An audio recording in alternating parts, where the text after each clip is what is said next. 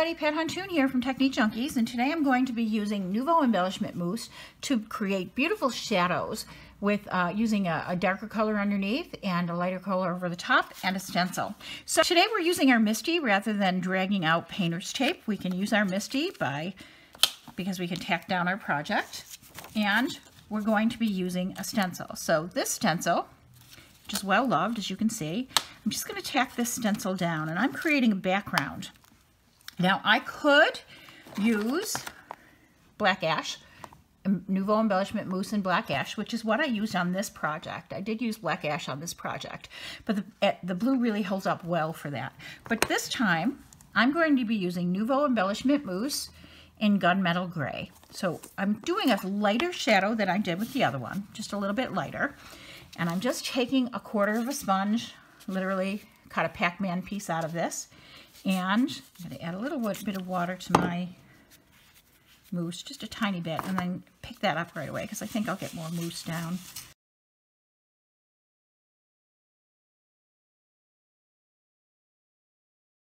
I'm actually going to lift this entire stencil piece off, but keep the paper down on the page, and I'm going to clean this off lightly. So I'm just going to use a baby wipe over this and clean it off. Okay, so a couple of things I'm asked all the time: does the stencil have a right and wrong side? The right side is the side that you're using at that moment. These particular stencils, these plastic stencils by Colorful Life Designs, do not have a right and wrong side. They are double-sided. So if one side gets some junk on it and you think it's going to mess up your project, flip it over and use the other side. This time around, though, we want to realign. Now this should be, yeah, it's pretty dry. It's not going anywhere. I could hit this with a heat tool and dry this, but I'm not going to this time. For the sake of time, I'm just going to leave it there. And I am going to replace this stencil right back over where I put the gunmetal. Right back over that spot. Okay.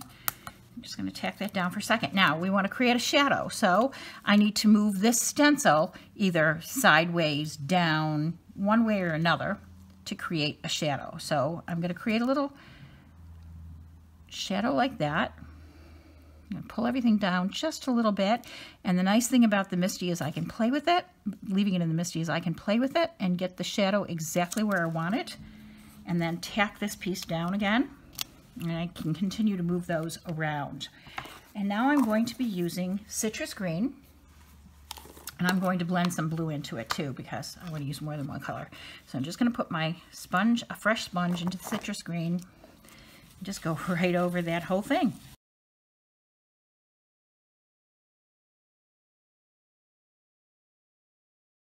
Now I'm going to add some cornflower blue to this, just in certain areas. Then go back over that area with the citrus again and blend those colors back in.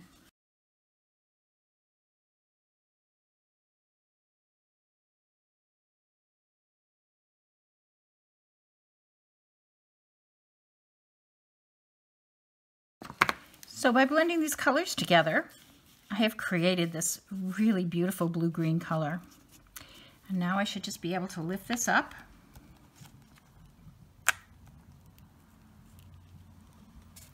And voila, I have shadows on those.